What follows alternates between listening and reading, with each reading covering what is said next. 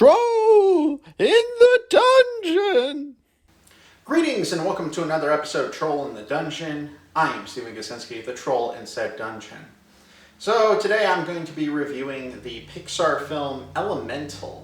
Unfortunately, this movie is so new that I actually don't have any clips from it to show to you today. I know that was a complaint in one of my last videos that I didn't show any clips from the movie, even though I was actually trying to do something good for you all, but you're a bunch of ingrates and you will suffer.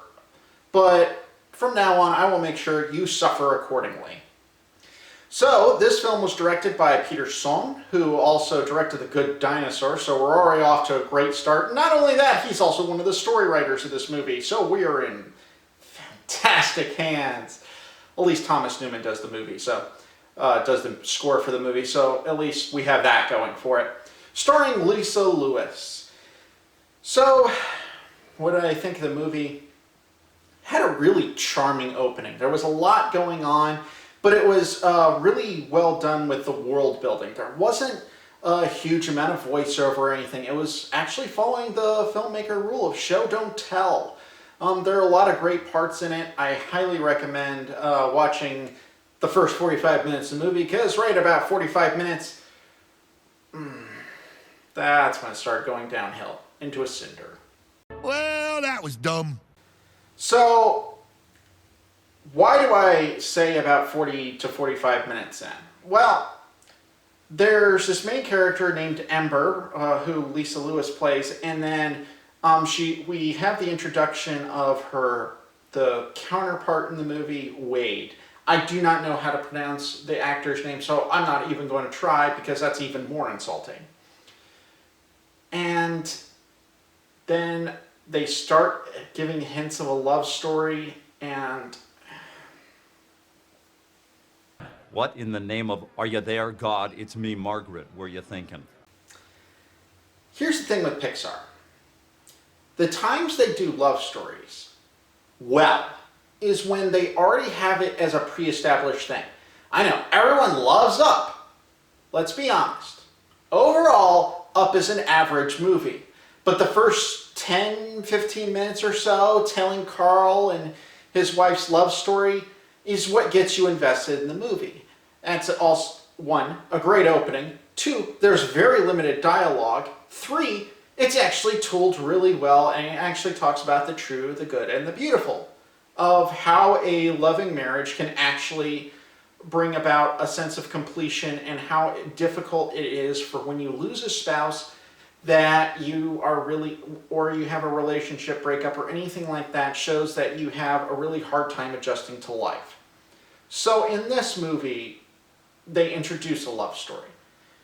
Whereas you also have another love story in The Incredibles. You have a married couple who are kind of down and out, and when they finally reunite and actually become a stronger force to get together, that actually shows a good love story. When you're introducing the loving characters, it doesn't always go well, and this is a prime example of that. There were a lot of jokes in this film. There's one where there are these these sandbags, and it's actually supposed to be sand workers, and they're solidified, so they say, oh, they have, it actually turned out that the sandbags were concrete, and the workers were stuck in this concrete, so it's, oh, you could say they have hard feelings. What you just said is one of the most insanely idiotic things I have ever heard. At no point in your rambling, incoherent response were you even close to anything that could be considered a rational thought. Everyone in this room is now dumber for having listened to it. God have mercy on your soul. So as I said, the movie went straight to hell from there. And there was a lot of different stuff that they made. They made a lot of artistic choices that just weren't good. Which is a shame, because at first I was actually a little iffy about the fire characters. And I was questioning their design. And at first I was like, oh, this just looks like CGI sloppy. But then it actually started becoming more charming and more interesting, and I was actually very happy with the direction they took. I said, okay, well, it makes more sense for them so they could interact with the outside world, the environment. It was actually really interesting. There was a lot of family dynamics that I found interesting, although the whole basically tarot reading of love and such, that's problematic for me. But then again, what do I know?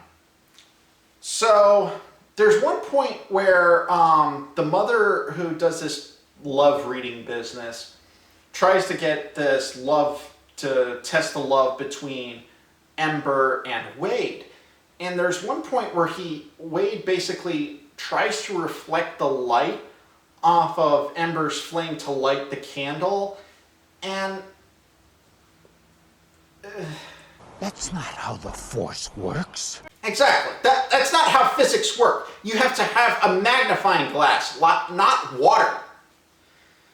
Sand makes glass, not water, sand. So, had great music, so we have that going for it. The sad thing is, with this film, this is the best film that Pixar has put out in a number of years. Soul was kind of a dud. Then Luca, I could just I would just replicate my review of that from another show, but hell, I might just do that just for fun. It's not good. So the bar is not incredibly high. So Disney, I mean, I've done 2 reviews for movies that you have released this year in a row. And frankly, you're a disappointment. Congratulations. Your DiMaggio-like streak for saying nothing even remotely interesting is still alive and well. So, in short, Disney, Pixar, you could be better than this. So do it! You really don't know what the hell you're doing. I don't know why you're falling flat on your face. You're hiring people who do not know what they're doing, who just can't tell good stories. I don't know what happened. Seriously, we go from 10 Commandments and Ben-Hur and It's a Wonderful Life to this? This is your telling of a love story? It's like a really bad retelling of Romeo and Juliet with all the interesting stuff like death and, you know, family drama. Even the family drama in this film is not good. You could have made a really awesome statement of traditional family passing on of stuff versus the child trying to find their individuality. But instead you just threw a love story in there that had no meaning whatsoever. It was just bad. Come on, Disney, you can do better than this. You have Academy Award-winning films under your belt.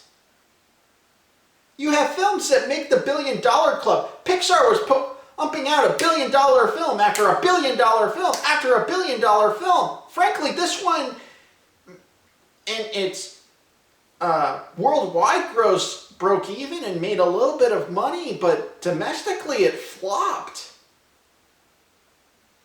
Are you not seeing this? Does your bottom line mean so little to you? Here's an idea. Actually make films that people want to see. Your trailer was garbage. Your marketing campaign, did you just hire a bunch of interns out of a really crappy university to do your marketing?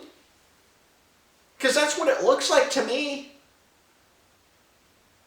I'm feeling for you here. I'm actually feeling a little bit of compassion and sadness.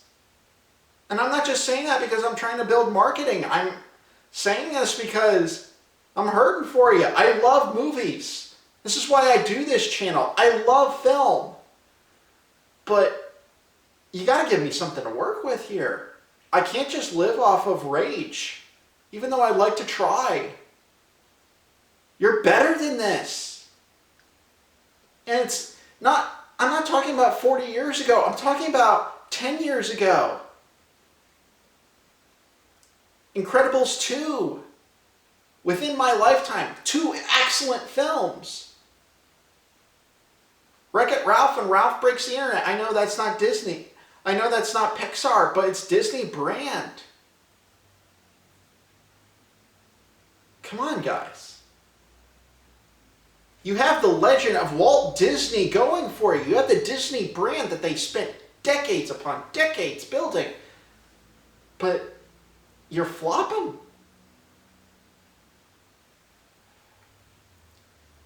Anyway, enough of my ranting. I'm sure you're all, for any of you who have any sense, are just as distraught as I am. And for those of you who don't, you're driven by nostalgia, and I don't tolerate you whatsoever. That's what's damning us as a culture. Everyone is so obsessed with nostalgia that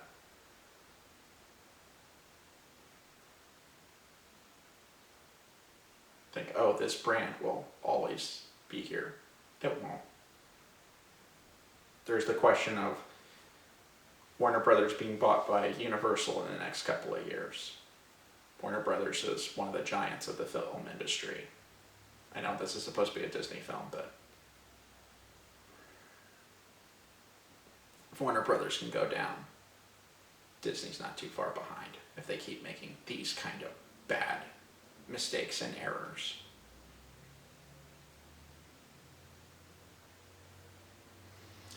In the meantime, for everyone, try your best to be bold, to be brave, to be truly courageous. Don't go with the crowd. Get off your ash and do something about it.